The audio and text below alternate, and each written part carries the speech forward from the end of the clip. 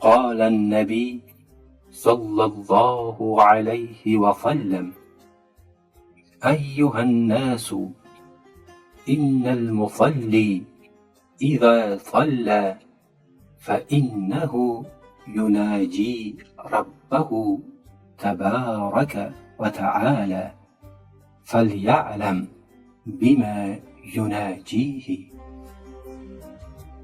پیامبر اعظم صلوات الله علیه و آله می فرمایند: ای مردم، به تحقیق شخصی نمازگزار زمانی که نماز می گزارد، همانا او مناجات می کند با پروردگاری تبارک و تعالی.